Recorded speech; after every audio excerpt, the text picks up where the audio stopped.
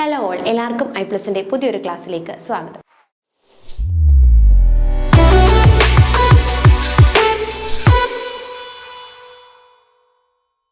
നമ്മൾ പ്രീവിയസ് ക്ലാസ്സിൽ HSAയുടെ PYQ discussions ആയിരുന്നു ചെയ്തുകൊണ്ടിരുന്നത്. ഏകദേശം നമ്മളൊരു 20 ക്വസ്റ്റ്യൻസും അതിൻ്റെ എക്സ്പ്ലനേഷൻസും ആയിരുന്നു ചെയ്തത്. നമുക്കിനി 21ാമത്തെ ക്വസ്റ്റ്യൻ നോക്കാം. സസ്യങ്ങൾ പ്രകാശത്തിന്റെ സാന്നിധ്യത്തിൽ ജലം വിഘടിപ്പിക്കുന്നത് താഴെ പറയുന്നവയിലുള്ള ഏത് പ്രകാശ സംശ്ലേഷണ യൂണിറ്റുമായിട്ട് ബന്ധപ്പെട്ടിരിക്കുന്നു? ഓപ്ഷൻസ് നോക്കിയേ. P700, P680, P816, P780. ഇതിൽ ഏതിലാണ് പ്രകാശത്തിന്റെ സാന്നിധ്യത്തിൽ ജലം വിഘടിപ്പിക്കുന്നത്? അല്ലേ, വാട്ടറിനെ വിഘടിപ്പിക്കുന്നത് എവിടെയാണ് എന്നാണ് ചോദിച്ചിട്ടുള്ളത്. നമുക്ക് നോക്കാം.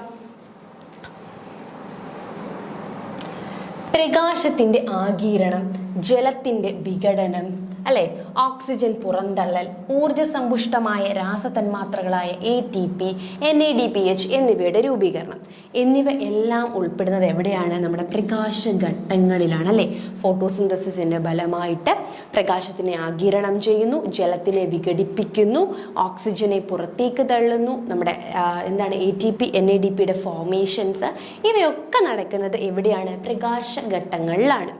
അനേകം മാംസ സഞ്ചയങ്ങൾ, അല്ലെ, പ്രോട്ടീൻ കോംപ്ലക്സുകൾ ഈ പ്രക്രിയയിൽ ഉൾപ്പെട്ടിട്ടുണ്ട്. പ്രകാശത്തെ ആഗിരണം ചെയ്യുന്ന 2 വ്യത്യസ്ത തരം പ്രകാശ രാശീയ സഞ്ചയങ്ങളാണ് ലൈറ്റ് ഹാർവെസ്റ്റിംഗ് കോംപ്ലക്സുകൾ. അല്ലെ, ഇപ്പം നമുക്ക് ഫോട്ടോസിന്തസിസ് നടക്കണമെങ്കിൽ ലൈറ്റിനെ അബ്സോർബ് ചെയ്യണം. അല്ലെ, അങ്ങനെ ലൈറ്റിനെ അബ്സോർബ് ചെയ്യുന്ന ലൈറ്റ് ഹാർവെസ്റ്റിംഗ് കോംപ്ലക്സുകളെ ആണ് നമ്മൾ എന്തെന്ന് വിളിക്കുന്നത്? അങ്ങനത്തെ ലൈറ്റ് ഹാർവെസ്റ്റിംഗ് കോംപ്ലക്സുകളാണ് ഫോട്ടോസിസ്റ്റം 1ലും ഫോട്ടോസിസ്റ്റം 2വിലുമായിട്ട് ക്രമീകരിച്ചിരിക്കുന്നത്. ഈ ഫോട്ടോസിസ്റ്റം 1ഉം ഉണ്ട്, ഫോട്ടോസിസ്റ്റം 2വും ഉണ്ട്. ഇതിൽ എന്താണ്? 2 വ്യത്യസ്ത തരം പ്രകാശ രാശീയ സഞ്ചയങ്ങൾ, അല്ലെ, അല്ലെങ്കിൽ ലൈറ്റ് ഹാർവെസ്റ്റിംഗ് കോംപ്ലക്സുകൾ, പ്രകാശത്തിനെ അബ്സോർബ് ചെയ്യാൻ കഴിയുന്ന വർണ്ണകങ്ങളെയാണ് എവിടെയായിട്ട് നമ്മൾ അറേഞ്ച് ചെയ്തിരിക്കുന്നത്? ഫോട്ടോസിസ്റ്റം 1ലും 2വിലും. ഇവ കണ്ടുപിടിച്ചതിന്റെ ക്രമത്തിലാണ് പേരല്ലേ. അപ്പം അല്ലാതെ ഇപ്പം നമ്മൾ ഫോട്ടോസിസ്റ്റം 1 എന്നുള്ളത് നമ്മൾ വിചാരിക്കുന്നത് ആദ്യം നടക്കുന്നതുകൊണ്ടാണോ 1 എന്ന് പേര് കൊടുത്തത്? ഒരിക്കലും അല്ല. അല്ലേ, ആദ്യം കണ്ടുപിടിച്ചത് ഫോട്ടോസിസ്റ്റം 1 ആയിരുന്നു, അതിനുശേഷമാണ് ഫോട്ടോസിസ്റ്റം 2 കണ്ടുപിടിച്ചത്. അപ്പം നടക്കുന്നത് ബേസ് ചെയ്തല്ല, കണ്ടുപിടിച്ചതിന്റെ പേരിൽ. അല്ലേ, അതുകൊണ്ട് മാത്രമാണ് അതിന് എന്ത് കൊടുത്തത്? 1, 2 എന്ന് പേര് കൊടുത്തത്. പ്രകാശം ആഗിരണം ചെയ്യുന്ന സഞ്ചയങ്ങൾ നിർമ്മിക്കപ്പെട്ടിരിക്കുന്നത് 100 കണക്കിന് വർണ്ണക തന്മാത്രകൾ പ്രോട്ടീനുമായി കൂടിച്ചേർന്നാണ്. ഓരോ ഫോട്ടോസിസ്റ്റത്തിലും എല്ലാ വർണ്ണകങ്ങളും ഹരിതകം എയുടെ ഒരു തന്മാത്ര ഒഴികെ ചേർന്ന് പ്രകാശം ആഗിരപ്പെടുന്ന ഒരു വ്യവസ്ഥയായി രൂപപ്പെട്ടിരിക്കുന്നു. ഇതിനെ ആന്റിന എന്ന് പറയുന്നു. അല്ലെ, ക്ലോറോഫിൽ എ ആയുള്ള മേജർ പിഗ്മെന്റ് ഒഴികെ ബാക്കി എല്ലാം കൂടി ഫ്യൂസ് ചെയ്തിരിക്കുന്ന ആ ഒരു സ്ട്രക്ചറിനെയാണ് നമ്മൾ എന്തെന്ന് വിളിക്കുന്നത്? ലൈറ്റ്, അല്ലെ, ആന്റിനെ എന്ന് വിളിക്കുന്നത്. ഫോട്ടോസിസ്റ്റത്തിൽ കാണപ്പെടുന്ന ഹരിതകം എ തന്മാത്രയാണ് പ്രവർത്തന കേന്ദ്രം. അല്ലെ, ഈ ഫോട്ടോസിസ്റ്റത്തിലെ നമ്മുടെ ഹരിതകം എ ആണ് റിയാക്ഷൻ സെന്റർ എന്ന് പറയുന്നത്. അതിന് ചുറ്റുമുള്ളവയാണ് ആന്റിനെ. 2 ഫോട്ടോസിസ്റ്റത്തിലെയും പ്രവർത്തന കേന്ദ്രം വ്യത്യസ്തമാണ്. അല്ലെ, PS1ലെ പ്രവർത്തന കേന്ദ്രമാണ് ഹരിതകം എ പരമാവധി ആഗിരണം ചെയ്യുന്നത് 700 നാനോമീറ്ററിലുള്ള എന്തിനെയാണ്? പ്രകാശത്തിനെയാണ് അബ്സോർബ് ചെയ്യുന്നത്. അല്ലെ, അതിനാൽ അതിനെ നമ്മൾ P700 എന്ന് വിളിക്കുന്നു. നമ്മൾ അതിനെ എന്ത് വിളിക്കുന്നു? P700 എന്നാണ് വിളിക്കുന്നത്. ഒന്ന് ശ്രദ്ധിച്ചേ, P700 ക്ലിയർ ആയോ? ഫോട്ടോസിസ്റ്റത്തിലെ പ്രവർത്തന കേന്ദ്രമുണ്ടല്ലോ, അതായത് നമ്മുടെ റിയാക്ഷൻ സെന്റർ ക്ലോറോഫിലെ. അപ്പം ഇത് ഓരോ വേവ് ലെങ്തിലുള്ള ലൈറ്റിനെ ആയിരിക്കും അബ്സോർബ് ചെയ്യുന്നത്. അങ്ങനെ ഫോട്ടോസിസ്റ്റം 1ൽ അബ്സോർബ് ചെയ്യുന്നത് 700 നാനോമീറ്ററിലുള്ള എന്തിനാണ്? 700 നാനോമീറ്ററിലുള്ള ലൈറ്റിനെയാണ് അബ്സോർബ് ചെയ്യുന്നത്. അതിനാൽ ഇതിനെ നമുക്ക് എന്തെന്ന് വിളിക്കാം? P700 എന്ന് വിളിക്കാം. ഇതിനെ എന്തെന്ന് വിളിക്കാം? P700 എന്ന് വിളിക്കാം. എന്നാൽ PS2 ആഗിരണം ചെയ്യുന്നത് 680 നാനോമീറ്ററിനാണ്. അല്ലെ, PS2 ആഗിരണം ചെയ്യുന്നതോ 680 നാനോമീറ്ററിലുള്ള വേവ് ലെങ്തിനെയാണ്. അതിനാൽ ഇതിനെ എന്തെന്ന് വിളിക്കാം? P680 എന്നും വിളിക്കാം. P680 എന്നും വിളിക്കാം. അതുപോലെ തന്നെ P700 എന്നും വിളിക്കാം. നോക്കിയേ, ഇതാണ് നമ്മുടെ ഫോട്ടോ സിസ്റ്റം 1ഉം ഫോട്ടോ സിസ്റ്റം 2ഉം അല്ലേ. ഇവിടെ എന്താ ചെയ്യുന്നത്, നമ്മുടെ ഒരു ലൈറ്റ് അല്ലേ, ഒരു ലൈറ്റിനെ ഇങ്ങനെ അബ്സോർബ് ചെയ്യുന്നു. ലൈറ്റിനെ അബ്സോർബ് ചെയ്യുമ്പോൾ അവിടുത്തെ ഇലക്ട്രോൺ എന്ത് ചെയ്യുന്നു, ILHS light harvesting complex absorb ചെയ്യുന്നു. അങ്ങനെ അബ്സോർബ് ചെയ്യുമ്പോൾ നമ്മുടെ ഇലക്ട്രോൺ എന്ത് ചെയ്യുന്നു, എക്സൈറ്റഡ് ആവുന്നു അല്ലേ. എക്സൈറ്റഡ് ആയിട്ട് ഇലക്ട്രോൺ അക്സെപ്റ്റേഴ്സിലേക്ക് പോകുന്നു. എന്നിട്ട് അത് അവിടെ ഉപയോഗിക്കത്തില്ല, എന്നിട്ട് വിടും നമ്മുടെ ഇലക്ട്രോൺ സംവഹന വ്യൂഹത്തിലേക്ക് വിടും. എന്നിട്ട് അവിടുന്ന് ഇലക്ട്രോൺ എന്ത് ചെയ്യുന്നു, നമ്മുടെ ഫോട്ടോ സിസ്റ്റം 1ലേക്ക് പോവുകയാണ് ചെയ്യുന്നത്. ഇതൊക്കെ നമ്മൾ ഡീറ്റെയിൽ ആയിട്ട് നമ്മുടെ കോഴ്സിൽ അല്ലെങ്കിൽ ക്ലാസ്സിൽ നമ്മൾ പറയുന്നുണ്ട്. ഇതിപ്പോൾ നമ്മൾ ജസ്റ്റ് ഒരു ഡിസ്കഷന് വേണ്ടി പറഞ്ഞേ ഉള്ളൂ. അപ്പം അവിടെ നോക്കി, നമ്മുടെ വാട്ടറിനെ വിഘടിപ്പിക്കുന്നത് കണ്ടോ, ജലത്തിന്റെ വിഘടനം അവിടെ നടക്കുന്നുണ്ട് അല്ലേ. അപ്പം എന്തിനാണെന്ന് ചോദിച്ചു കഴിഞ്ഞാൽ ഫോട്ടോ സിസ്റ്റം 2വിൽ നിന്നും പുറപ്പെട്ട ഇലക്ട്രോണുകൾക്ക് പകരം ഇലക്ട്രോണുകൾ പുനഃസ്ഥാപിക്കണം അല്ലേ. നോക്കി, നമ്മുടെ ഫോട്ടോ സിസ്റ്റം 2 എവിടെ നിന്നാണ് ഈ പ്രകാശത്തെ അബ്സോർബ് ചെയ്തു, എന്ത് ചെയ്തു, അപ്പോൾ ഇലക്ട്രോൺസ് എക്സൈറ്റഡ് ആയിട്ട് എവിടോട്ട് പോയി, നമ്മുടെ ഫോട്ടോ സിസ്റ്റം 1ലേക്ക് പോയി അല്ലേ. അപ്പം അതായത് ഫോട്ടോ സിസ്റ്റം 2വിലെ ഇലക്ട്രോൺസ് എല്ലാം എവിടോട്ട് പോവുക, 1ലോട്ട് പൊക്കോണ്ടിരിക്കുക. അപ്പം 2വിൽ ഇലക്ട്രോൺസ് വേണം. അപ്പം ഇലക്ട്രോൺസിനെ എന്ത് ചെയ്യണം, പുനഃസ്ഥാപിച്ചുകൊണ്ടേയിരിക്കണം. അപ്പം അങ്ങനെ പുനഃസ്ഥാപിക്കുന്നത് എവിടെ നിന്നാണ്, ജലത്തിൻ്റെ വിഘടനത്തിലൂടെയാണ്. എങ്ങനെയാണ്, ജലത്തിൻ്റെ വിഘടനത്തിലൂടെയാണ് അതെന്ത് ചെയ്യുന്നത്, അങ്ങനെ ഇലക്ട്രോൺസുകൾ കിട്ടുന്നത്. PS2വുമായി ബന്ധപ്പെട്ടാണ് ജലത്തിൻ്റെ വിഘടനം നടക്കുന്നത്. ജലം വിഘടിച്ച് 2H അല്ലേ, ഹൈഡ്രജനും ഓക്സിജനും അതിൻ്റെ പോലെ ഇലക്ട്രോണുകളും ആണ് ഉണ്ടാവുന്നത്. ഈ ഇലക്ട്രോണുകളാണ് എന്ത് ചെയ്യുന്നത്, PS2വിൽ വീണ്ടും വീണ്ടും എന്ത് ചെയ്യുന്ന നമ്മൾ പുനഃസ്ഥാപിച്ചിട്ട് വീണ്ടും പോകുന്നുണ്ട് അല്ലേ. അപ്പം ജലത്തിൻ്റെ വിഘടനം നടക്കുന്ന എവിടെയാണ്, PS2വിലാണ് അല്ലേ. PS2വിലാണ് നമ്മുടെ ജലത്തിൻ്റെ വിഘടനം നടക്കുന്നത്. ഇതിലൂടെ പ്രകാശ സംശ്ലേഷണത്തിന്റെ അവസാന ഉൽപ്പന്നങ്ങളിൽ ഒന്നായ ഓക്സിജൻ, അങ്ങനെയാണ് ഈ ജലം വിഘടിച്ചാണ് എന്തും ഫോം ചെയ്യുന്നത്, ഓക്സിജനും ഫോം ചെയ്യുന്നത് അല്ലേ. ഹൈഡ്രജൻ, ഓക്സിജൻ, ഇലക്ട്രോൺസ് ഇവയൊക്കെ ഫോട്ടോ സിസ്റ്റം 2വിൽ വെച്ചിട്ടാണ് എന്ത് ചെയ്യുന്നത്, വിഘടിക്കുന്നത്. ഓക്കെ, അപ്പോൾ ഈ ഫോട്ടോ സിസ്റ്റം 2 ആണ് എന്ത് ചെയ്യുന്നത്, ഇലക്ട്രോണുകളെ പ്രൊവൈഡ് ചെയ്തുകൊണ്ടേയിരിക്കുന്നത് അല്ലേ. അപ്പോൾ ഫോട്ടോ സിസ്റ്റം 2വിലാണ് എന്ത് നടക്കുന്നത്, ജലത്തിന്റെ വിഘടനം നടക്കുന്നത്. അപ്പോൾ നമ്മുടെ ഓപ്ഷൻസിലോട്ട് പോകുമ്പോൾ ഫോട്ടോ സിസ്റ്റം 2 അല്ലേ. അപ്പോൾ നമുക്കൊരു ഡൗട്ട് ഉണ്ട്, നമുക്ക് ഫോട്ടോ സിസ്റ്റം 2 എന്നാണ് നമ്മൾ പഠിച്ചു വെച്ചിരിക്കുന്നതെന്ന് വിചാരിക്കും. ഇപ്പം നമ്മുടെ ഓപ്ഷനിൽ ഫോട്ടോ സിസ്റ്റം 2 അല്ലേ. അത് അബ്സോർബ് ചെയ്യുന്നത് എത്ര വേവ് ലെങ്തിലുള്ളതാണ്, 680 നാനോമീറ്ററിലുള്ളതാണ് അല്ലേ. അതുകൊണ്ട് തന്നെ അതിനെ നമ്മൾ എന്തെന്ന് വിളിക്കും, P680 എന്ന് വിളിക്കുന്നതും എന്തിനെ തന്നെയാണ്, ഫോട്ടോ സിസ്റ്റം 2വിനെ തന്നെയാണ്. ക്ലിയർ ആയോ?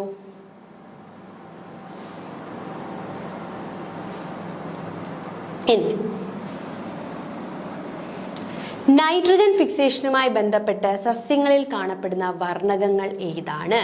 നൈട്രജൻ ഫിക്സേഷനുമായി ബന്ധപ്പെട്ട് സസ്യങ്ങളിൽ കാണപ്പെടുന്ന വർണ്ണകം നോക്കിയേ, ഏതൊക്കെയാന്ന് നമുക്ക് നോക്കാം.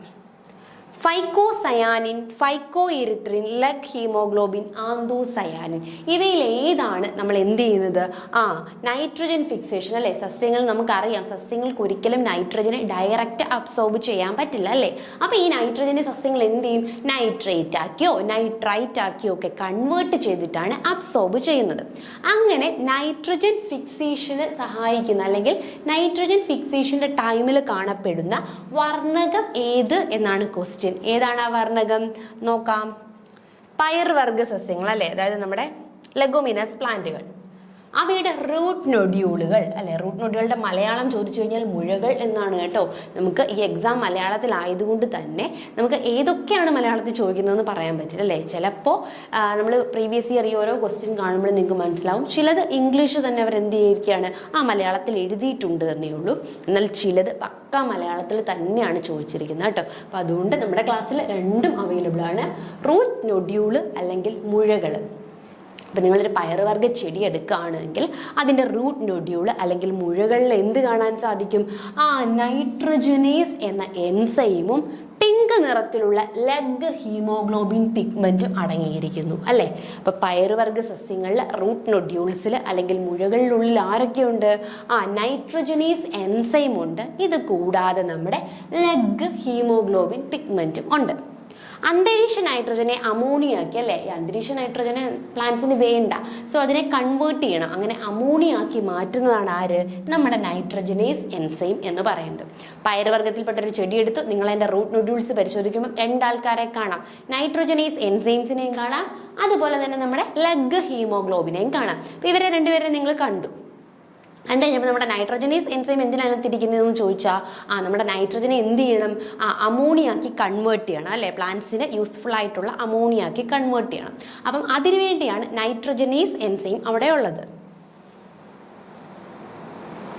എന്നിരുന്നാലും നൈട്രോജനേസ് എൻസൈം ഓക്സിജനോട് അങ്ങേയറ്റം സെൻസിറ്റീവ് ആണ് അല്ലേ. അപ്പം നമ്മുടെ നൈട്രോജനേസ് എൻസൈം ഓക്സിജനോട് സെൻസിറ്റീവ് ആണ്. അതിനാൽ വായുരഹിത സാഹചര്യങ്ങളിൽ മാത്രമേ ഇത് പ്രവർത്തിക്കൂ അല്ലേ. ഇപ്പം നമ്മുടെ നൈട്രോജനേസിന് ഒരു കുഴപ്പമുണ്ട്, ഓക്സിജൻ ഉണ്ടെങ്കിൽ പുള്ളി എന്ത് ചെയ്യും, ഓക്സിജൻ സെൻസിറ്റീവ് ആയതുകൊണ്ട് തന്നെ ഓക്സിജന്റെ കൂടെ അങ്ങ് പോകും. അപ്പം പുള്ളിയുടെ പ്രവർത്തനം അല്ലെങ്കിൽ എന്താണ് ചെയ്യേണ്ടതെന്നുള്ള കാര്യം അങ്ങ് മറന്നു പോകും. എന്തിനു വേണ്ടി നമ്മുടെ നൈട്രോജനേസ് എൻസൈം നൈട്രജനെ അമോണിയാക്കി കൺവേർട്ട് ചെയ്യാൻ. പക്ഷേ ഓക്സിജന്റെ പ്രസൻസിൽ ഇതെല്ലാം മറക്കും, എന്നിട്ട് ഓക്സിജന്റെ കൂടെ അങ്ങ് പോകും. സോ എന്ത് വേണം, ഈ നൈട്രോജനേസ് എൻസൈം പ്രവർത്തിക്കണമെങ്കിൽ വായുരഹിതം അനേറോബിക് കണ്ടീഷൻ വേണം അല്ലേ. എന്താ ചെയ്യുക നമ്മുടെ വായുരഹിതം, അതായത് വായുരഹിത അല്ലെങ്കിൽ അനേറോബിക് കണ്ടീഷനിൽ മാത്രമേ പ്രവർത്തിക്കൂ. അവിടെയാണ് നമ്മുടെ ലെഗ് ഹീമോഗ്ലോബിൻ്റെ പ്രവർത്തനം. ഈ ലെഗ് ഹീമോഗ്ലോബിൻ എന്ത് ചെയ്യുന്നു, ഒരു ഓക്സിജൻ സ്കാവഞ്ചർ അല്ലെങ്കിൽ ഓക്സിജനെ നീക്കം ചെയ്യുന്നവനായിട്ട് പ്രവർത്തിക്കുന്നു അല്ലേ. നമ്മുടെ റൂട്ട് നോഡ്യൂൾസിലുള്ള ഓക്സിജൻസിനെ എല്ലാം നീക്കം ചെയ്ത് കൊടുക്കുന്നു. അപ്പോൾ എന്ത് ചെയ്യും, നൈട്രോജനേസ് എൻസൈം ആക്റ്റീവ് ആവുകയും അവ എന്ത് ചെയ്യുകയും ചെയ്യും, നൈട്രജനെ അമോണിയാക്കി കൺവേർട്ട് ചെയ്യുകയും ചെയ്യുന്നു. ക്ലിയർ ആയോ? മുകളിൽ പറഞ്ഞ നൈട്രോജനേസ് ഉപയോഗിച്ച് അമോണിയ ഉണ്ടാക്കുന്ന പ്രവർത്തനത്തിന് വളരെയധികം ഊർജ്ജം ആവശ്യമാണ്. അതുകൊണ്ട് തന്നെ അവിടെ എന്താണ്, ATPയുടെ പ്രൊഡക്ഷൻസും നടക്കുന്നുണ്ട്. നമ്മുടെ ക്വസ്റ്റ്യനിലേക്ക് നൈട്രജൻ ഫിക്സേഷനുമായി ബന്ധപ്പെട്ട് സസ്യങ്ങളിൽ കാണപ്പെടുന്ന വർണ്ണകം അല്ലെ, സസ്യങ്ങളിൽ കാണപ്പെടുന്ന വർണ്ണകം ഏതായിരുന്നു? ഫൈക്കോസയാനിൻ, ഫൈക്കോഎറിത്രിൻ ആണോ? അല്ല, ലെഗ് ഹീമോഗ്ലോബിൻ ആണല്ലേ. ലെഗ് ഹീമോഗ്ലോബിന്റെ പ്രത്യേകത എന്തായിരുന്നു? നമ്മുടെ നൈട്രോജനേസ് എൻസൈം ആണ് എന്തിന് സഹായിക്കുന്നത്? നൈട്രജനെ അമോണിയാക്കും അല്ലേ, നൈട്രജനെ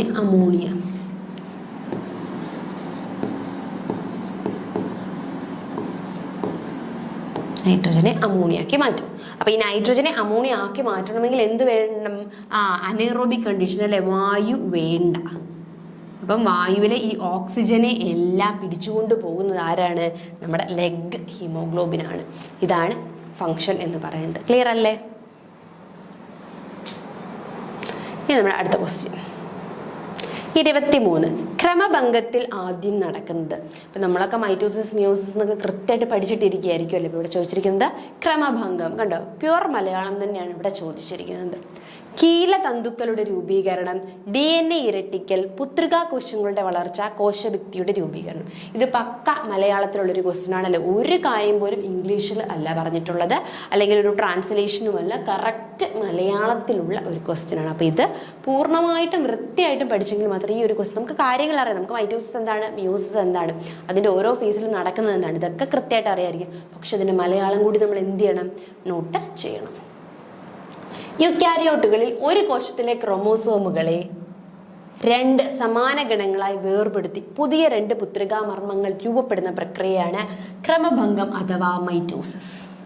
എന്താ ക്രമഭംഗം? ഒരു പുത്രികാകോശം ഒരു പേരന്റൽ സെൽ അല്ലെ, ഒരു കോശം, ഈ കോശത്തെ നമ്മൾ സമാനമായി ഈക്വലി 2 ഡോട്ടർ സെൽസ് ആയിട്ട് ഡിവൈഡ് ചെയ്യുന്നു. ഈ ഒരു പ്രോസസ്സിനെയാണ് നമ്മൾ എന്തെന്ന് വിളിക്കുന്നത്? ക്രമഭംഗം അഥവാ മൈറ്റോസിസ് എന്ന് വിളിക്കുന്നത്. ക്ലിയർ ആയോ? ഒരു കോശം, ആ കോശം 2ആയിട്ട് ഡിവൈഡ് ചെയ്ത് ഈക്വൽ ആയിട്ട് മാറുന്നു. അതാണ് മൈറ്റോസിസ് അല്ലെങ്കിൽ ക്രമഭംഗം. അപ്പോൾ ഈ ക്രമഭംഗം അല്ലെങ്കിൽ ഈ ക്രമഭംഗത്തിൽ നമുക്ക് 4ആയിട്ട് ഡിവൈഡ് ചെയ്യാനായിട്ട് സാധിക്കും. Prophase, metaphase, anaphase, telophase. അതിൽ പ്രോഫേസിൽ എന്താ നടക്കുന്നതെന്ന് ചോദിക്കാം. ക്രമഭംഗത്തിൽ ആദ്യം നടക്കുന്നതാണ് നമ്മുടെ ക്വസ്റ്റ്യൻ. ഇപ്പൊ ക്രമഭംഗം എന്ന് പറയുമ്പോൾ ഒരു സെല്ല്, ആ സെല്ലിനെ നമ്മൾ ഈക്വൽ ആയിട്ട് 2 പുത്രികാ സെൽസ് ആയിട്ട് ഡിവൈഡ് ചെയ്യുന്നു. അപ്പൊ അതിന് 4 സ്റ്റേജുകളുണ്ട് ഈ ക്രമഭംഗം നടക്കണമെങ്കിൽ. Prophase, metaphase, anaphase, telophase. അപ്പൊ നമുക്ക് ആദ്യത്തെ നോക്കാം. പ്രോഫേസ്. ക്രോമോസോം വസ്തുക്കൾ കറുത്തു തടിച്ച് മൈറ്റോട്ടിക് ക്രോമോസോമുകളായി തീരുന്നു. അതായത് ക്രോമോസോം വസ്തുക്കൾ അല്ലെ, നമ്മുടെ ക്രൊമാറ്റിഡ്സ് കറുത്ത് തടിച്ച് എന്തായിട്ട് മാറുന്നുണ്ട്? ക്രോമോസോമുകളായി മാറുന്നു. ഓരോ ക്രോമോസോമിനും 2 ക്രൊമാറ്റിഡ്സ് അല്ലെ, 2 ക്രൊമാറ്റിഡ്സ് കാണും. 2 ക്രൊമാറ്റിഡ്സ്. അവയെ ബന്ധിപ്പിച്ചുകൊണ്ട് എന്ത് ഫോം ചെയ്യും? സെൻട്രോമിയറും ഫോം ചെയ്യും. ഇതാണ് പ്രൊഫേസിൽ മെയിൻലി നടക്കുന്നത്. ബാക്കി നോക്കാം. ഇന്റർഫേസിൽ ഇരട്ടിച്ച സെൻട്രോമുകൾ അല്ലെ, എന്നിട്ട് ഈ ഇന്റർഫേസ് ഉണ്ടല്ലോ, ഈ ഇന്റർഫേസിൽ ഇരട്ടിച്ച സെൻട്രോസോമുകൾ ഈ കോശത്തിനെ വിപരീത ധ്രുവങ്ങളിലേക്ക് നീങ്ങുന്നു അല്ലെ. ഇവ എന്ത് ചെയ്യുന്നു? പോളാറിലേക്ക് നീങ്ങുന്നു. ഓരോ സെൻട്രോസോമും മൈക്രോ ട്യൂബ്യൂളുകളെ പുറപ്പെടുവിപ്പിക്കുന്നു. അപ്പോൾ ഓരോ സെൻട്രോസോംസും എന്ത് ചെയ്യുന്നു? മൈക്രോ ട്യൂബ്യൂളുകളെ പുറപ്പെടുവിപ്പിക്കുന്നു. ഇവയെ ആസ്റ്ററുകൾ എന്ന് വിളിക്കുന്നു. ഈ രണ്ട് ആസ്റ്ററുകളും കീലതന്തുക്കളും, അതായത് കീലതന്തുക്കൾ എന്ന് പറഞ്ഞാൽ എന്താ? സ്പിൻഡിൽ ഫൈബേഴ്സിനാണ് കേട്ടോ നമ്മൾ പറയുന്നത് കീലതന്തുക്കൾ. ഈ കീലതന്തുക്കളും ചേർന്ന് മൈറ്റോട്ടിക് അപ്പാരറ്റസ് ആയിട്ട് മാറുകയാണ് ചെയ്യുന്നത്.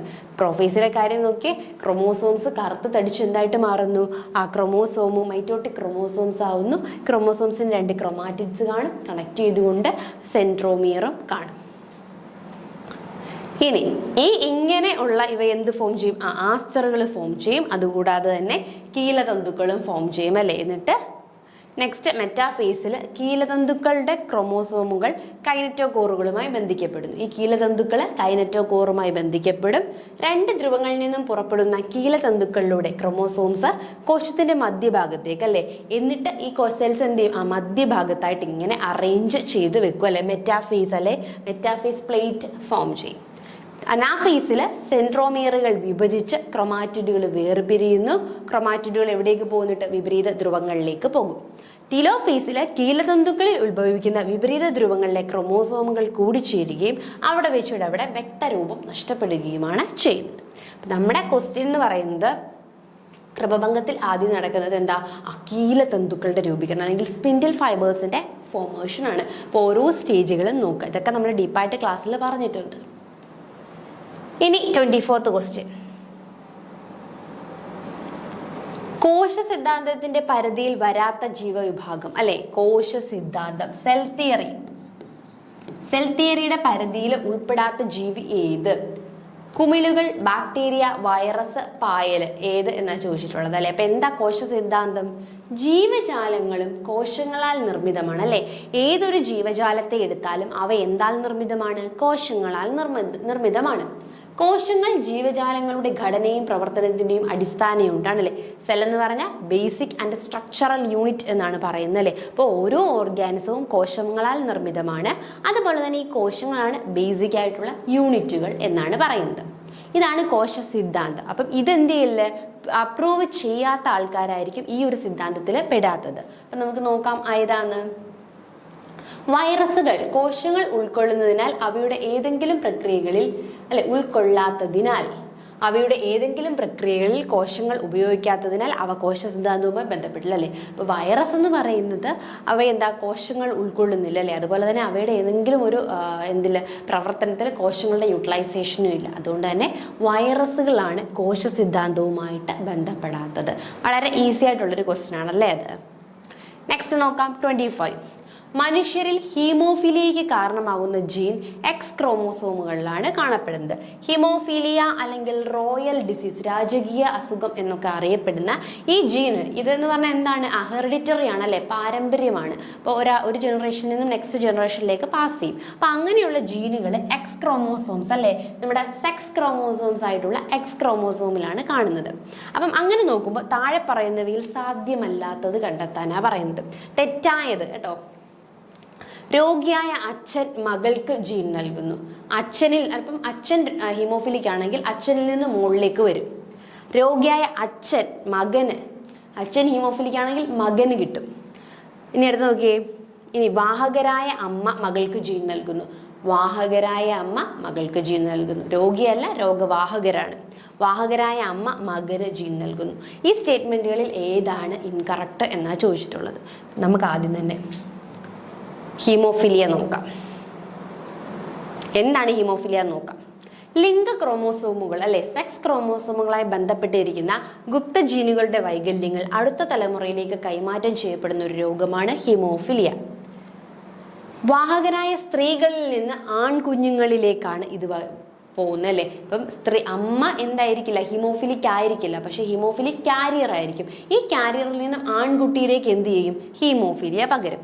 ഇത്തരം വൈകല്യങ്ങളിൽ ഒന്നായ ഹീമോഫിലിയ എന്ന രോഗത്തെക്കുറിച്ചായിട്ട് നമ്മുടെ പഠനം. ഈ വൈകല്യത്തിൽ രക്തം കട്ട പിടിക്കുന്നതിന് കാരണമായ ഒരു കൂട്ടം മാംസ്യങ്ങളിൽ ഒന്നിന് തകരാറ് സംഭവിക്കുന്നു. ഈ കാരണത്താൽ രോഗം ബാധിച്ച വ്യക്തിക്ക് ഒരു ചെറിയ മുറിവിൽ നിന്ന് പോലും നിലയ്ക്കാത്ത രക്തപ്രഭാവം ഉണ്ടാവുന്നു അല്ലേ.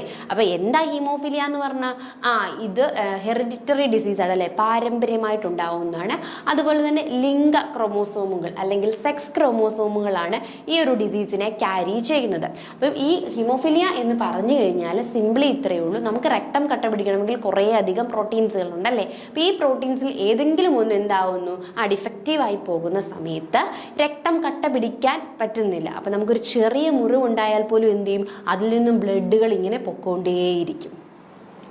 വിപരീത ജീനുകളുള്ള സ്ത്രീകളിൽ നിന്ന് ഈ രോഗം ആൺമക്കളിലേക്ക് പകരാം. അതായത് വാഹകരിൽ നിന്ന്, അതായത് വിപരീത ജീനുകളുള്ള വാഹകരിൽ നിന്ന് ഇത് ആൺമക്കളിലേക്ക് പകരാം. സ്ത്രീകൾക്ക് ഹീമോഫീലിയ വരാനുള്ള സാധ്യത വളരെ കുറവാണ്. എന്തുകൊണ്ടെന്നാൽ ഇങ്ങനെയുള്ള സ്ത്രീകളുടെ അമ്മ ഹീമോഫിലിയ വാഹകരും അച്ഛൻ ഹീമോഫിലിയ രോഗിയുമാണെങ്കിൽ ഉണ്ടാകുന്ന പെൺകുട്ടി പിന്നീടുള്ള ജീവിതഘട്ടത്തിൽ അതിജീവിക്കില്ല അല്ലേ. അതുകൊണ്ടാണ് സ്ത്രീകൾക്ക് വരാനുള്ള ചാൻസ് കുറവാണെന്ന് പറയുന്നത്. ഇത് വിക്ടോറിയ രാജ്ഞിയിലാണ് ഇത് കണ്ടെത്തിയത് അല്ലേ. അങ്ങനെ സ്ത്രീയിൽ കണ്ടെത്തിയിട്ടുണ്ടെങ്കിൽ വളരെ റയറായിട്ടുള്ള വിക്ടോറിയ രാജ്ഞിയിലാണ് കണ്ടെത്തിയത്. അപ്പോൾ നമുക്ക് ഇതിൻ്റെ ഇതൊന്ന് നോക്കാം. ജിനോടൈപ്പ് നിങ്ങൾ ശ്രദ്ധിച്ചേ, നോർമലായിട്ടുള്ളൊരു മെയിൽ എന്തായിരിക്കും?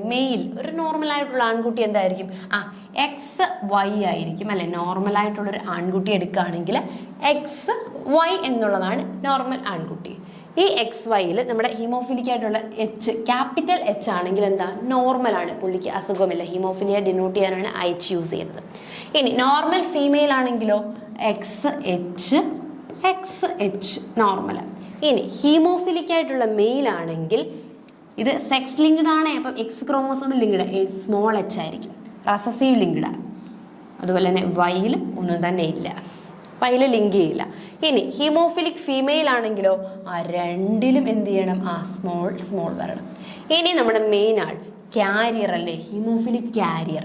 അതെന്തായിരിക്കും? ഒന്നിൽ സ്മോൾ എച്ചും ഒന്നിൽ ക്യാപിറ്റൽ എച്ചും ആയിരിക്കും. കംപ്ലീറ്റ്ലി ഹീമോഫിലിക് അല്ല, പക്ഷെ ക്യാരി ചെയ്യാൻ കപ്പാസിറ്റി ഉണ്ടല്ലേ. ഇതിനെ ക്യാരി ചെയ്ത് നെക്സ്റ്റ് ഒരു ജനറേഷനിലേക്ക് കൊടുത്തു കഴിഞ്ഞാൽ ഹീമോഫിലിക് ആവും. അപ്പം നോർമൽ മെയിൽ എന്ന് പറയുന്നത് XY ആണ്. അപ്പോൾ ഇയാളുടെ ജീൻ എന്തായിരിക്കും? H. ഇത് നോർമലാണ്. നോർമൽ ഫീമെയിൽ X ആണ്. അപ്പം നോർമലാണ്. ക്യാപിറ്റൽ H ഹീമോഫിലിക് അല്ല. ഹീമോഫിലിക് മെയിൽ ആണെങ്കിലോ XHY. ഹീമോഫിലിക് ഫീമെയിൽ ആണെങ്കിൽ രണ്ടിലും എന്താവണം? HH ആവണം. അപ്പം ഇങ്ങനെയാണ് കണ്ടീഷൻ. അപ്പം നമുക്ക് നോക്കാം. നമ്മൾ നോർമലായിട്ടുള്ളൊരു മെയിലിനെ എടുക്കുകയാണ് അല്ലേ. നമ്മുടെ ക്വസ്റ്റ്യനിലേക്ക് നമുക്കിനി ഒന്ന് പോയി നോക്കാം. നമ്മുടെ ക്വസ്റ്റ്യനിൽ എന്തായിരുന്നു? ബി, രോഗിയായ ഓരോന്നും നമുക്ക് നോക്കാം അല്ലേ. രോഗിയായ അച്ഛൻ മകൾക്ക് ജീൻ പകർന്നു നൽകുന്നു. അച്ഛൻ മകൾക്ക് അല്ലെ, രോഗിയായ അച്ഛനാണ്. അപ്പൊ നമുക്ക് എന്താണ്, ഹീമോഫിലിക് മെയിലിനെ എടുക്കാം. ഹീമോഫിലിക് മെയിലിനെ എടുക്കുകയാണ് കേട്ടോ. ഹീമോഫിലിക് മെയിൽ എന്താണ്? XHY. ഇയാൾ എന്ത് ചെയ്യുന്നു? ഒരു നോർമലായിട്ടുള്ള ഫീമെയിലിനെ അല്ലെങ്കിൽ എന്ത് ചെയ്യുന്നു, ഒരു നോർമലായിട്ടുള്ള ഫീമെയിലിനെ തന്നെ കിട്ടുകയെന്ന് വെച്ചോ. ഇവർ തമ്മിൽ മാരേജ് ചെയ്തു. നോക്കിയേ, കണ്ടോ, അച്ഛനാണ് ഹീമോഫിലിക്ക്. അച്ഛനെ X ക്രോമോസോം എന്ത് ചെയ്തു, കൊടുത്തു അല്ലേ. ഇപ്പൊ ഇതെന്തായി, ക്യാരിയർ ആയത് കണ്ടോ. അതുപോലെ തന്നെ ഈ X ക്രോമോസോം എന്ത് ചെയ്തു, കൊടുത്തു. ഇവിടെ സ്മോൾ h ആണ് കേട്ടോ ക്യാരിയർ. XH ഹീമോഫിലിക് ആവാനുള്ള ചാൻസ് ഉണ്ട് അല്ലേ. ഹീമോഫിലിക് നമുക്ക് ഓപ്ഷൻസിൽ നിന്ന് നോക്കാം. ഇതാണ് നമ്മുടെ ഓപ്ഷൻസ് എന്ന് പറയുന്നത്. ഇപ്പൊ രോഗിയായ അച്ഛൻ എന്ത് ചെയ്യുന്നു, മകൾക്ക് കൊടുക്കാനുള്ള ചാൻസ് ഉണ്ട്. ഇനി രോഗിയായ അച്ഛൻ മകന് ജീൻ പകർന്നു നൽകുമോ നോക്കാം. രോഗിയായ അച്ഛൻ എന്ന് പറയുമ്പോൾ എന്തായിരിക്കും നോക്കിയേ, X. ഇത് നമ്മൾ ഓപ്ഷൻ വെച്ച് ചെയ്യുന്നതാണ് ഏറ്റവും നല്ലത് കേട്ടോ. XH രോഗിയായ അച്ഛൻ ആരാണ്, മകൻ. അത് രോഗിയായ അച്ഛൻ ആരെ വിവാഹം കഴിക്കുന്നു, നമ്മുടെ ക്യാരിയറിന് അല്ലേ. ഈ രോഗിയായ അച്ഛനാണല്ലേ. അച്ഛൻ എന്ത് ചെയ്യില്ല, നമുക്ക് ഈ ഒരു Y ആണ് എവിടേക്ക് ട്രാൻസ്മിറ്റ് ചെയ്യുന്നത്. ബോയ് ആണെങ്കിൽ Y ആയിരിക്കും അല്ലേ. X ട്രാൻസ്മിറ്റ് ചെയ്യുമോ? ഇല്ല, Y ആണ് ട്രാൻസ്മിറ്റ് ചെയ്യുന്നത് അല്ലേ. അപ്പൊ Y ലിങ്ക്ഡ് അല്ലാത്തതിനാൽ തന്നെ അച്ഛൻ എന്ത് ചെയ്യാൻ പറ്റില്ല, ഇത് മോനിലേക്ക് ട്രാൻസ്മിറ്റ് ചെയ്യാനായിട്ട് സാധിക്കില്ല. സോ രോഗിയായ അച്ഛന് മകന് പകർന്നു നൽകാൻ പറ്റില്ല. വാഹകരായ അമ്മ മകൾക്ക് കൊടുക്കാൻ പറ്റും അല്ലേ, അമ്മ മകൾക്ക് കൊടുക്കും, അതുപോലെ തന്നെ അമ്മ മകനും കൊടുക്കാനായിട്ട് സാധിക്കും. പക്ഷെ അച്ഛൻ മോന് കൊടുക്കില്ല. കാരണം എന്താ, വൈ ആണല്ലേ, അച്ഛനിൽ നിന്ന് ഇൻഹെറിറ്റ് ചെയ്യുന്ന എന്തായിരിക്കും, ആ വൈ ക്രോമോസോം ആയിരിക്കും മോനാണെങ്കിൽ ഇൻഹെറിറ്റ് ചെയ്യുന്നത്. അപ്പം അതുകൊണ്ട് തന്നെ അച്ഛൻ ഒരിക്കലും മകന് ഇത് പകർന്നു നൽകാനായിട്ട് പറ്റില്ല. ഹീമോഫിലിയ എന്ന് പറഞ്ഞു കഴിഞ്ഞാൽ അപ്പോൾ സെക്സ് ലിങ്ക്ഡ്, അതായത് എക്സ് ക്രോമോസോമിൽ ലിങ്ക് ചെയ്തിട്ടുള്ള ഒരു ഡിസീസാണ്. ഇതിലെന്താ പ്രത്യേകത, രക്തം കട്ട പിടിക്കില്ല അല്ലേ, നമ്മുടെ ഒരു ചെറിയ വൂണ്ട് ഉണ്ടായാൽ പോലും അതിൽ നിന്നും ബ്ലീഡിങ് ഉണ്ടായിക്കൊണ്ടേയിരിക്കും. അപ്പം അതിലുമായിട്ട് ബന്ധപ്പെട്ട് താഴെ പറയുന്ന സ്റ്റേറ്റ്മെന്റുകളിൽ ശരിയല്ലാത്തതായിരുന്നു ചോദിച്ചത്. രോഗിയായ അച്ഛൻ ഒരിക്കലും മകനിലേക്ക് ഈ ഒരു ഡിസീസ് ട്രാൻസ്മിറ്റ് ചെയ്യില്ല. നമുക്ക് അടുത്ത ക്വസ്റ്റ്യൻ നോക്കാം. ഖർഗോവിന്ദ് ഖൊറാന പരീക്ഷണശാലയിൽ കൃത്രിമമായി സമന്വയിപ്പിച്ചത് അല്ലേ. ഇദ്ദേഹം നമ്മുടെ സയന്റിസ്റ്റ് ഗോവിന്ദ് ഖൊറാന, ഇദ്ദേഹം എന്താണ് സയന്റിഫിക് ആയിട്ട് നമ്മൾ എന്ത് ചെയ്തത്, പരീക്ഷണശാലയിൽ സമന്വയിപ്പിച്ചത് എന്നാണ് ചോദിച്ചിട്ടുള്ളത്. Gene, nitrogen base, deoxy ribose, മാംസ്യ തന്മാത്ര. ഇതിലേതാണ് കറക്റ്റ് ആയിട്ടുള്ള ആൻസർ? ജീൻ ആണ് കറക്റ്റ് ആയിട്ടുള്ള ആൻസർ. ഹർഗോവിന്ദ് ഖുറാന എന്ന് പറഞ്ഞാൽ ഈസ് എ കെമിസ്റ്റ് ആണ്, who cracked DNA code and made the first artificial gene അല്ലേ. അദ്ദേഹം എന്ത് ചെയ്തു, DNAസിലെ കോഡുകൾ ക്രാക്ക് ചെയ്തിട്ട് ആദ്യത്തെ ആർട്ടിഫിഷ്യൽ ജീനുകൾ സിന്തസൈസ് ചെയ്ത സയന്റിസ്റ്റ് ആണ് ആര്, ഖർഗോവിന്ദ് ഖൊറാന എന്ന് പറയുന്നത്. അപ്പം അദ്ദേഹം ആദ്യമായിട്ട് സമന്വയിപ്പിച്ചത് അല്ലെങ്കിൽ ആർട്ടിഫിഷ്യലി സിന്തസൈസ് ചെയ്തത് ജീന് ആണ്. അപ്പം ഇന്ന് ഡിസ്കസ് ചെയ്ത ക്വസ്റ്റ്യൻസ് എല്ലാവർക്കും മനസ്സിലായി എന്ന് വിശ്വസിക്കുന്നു. Thank you.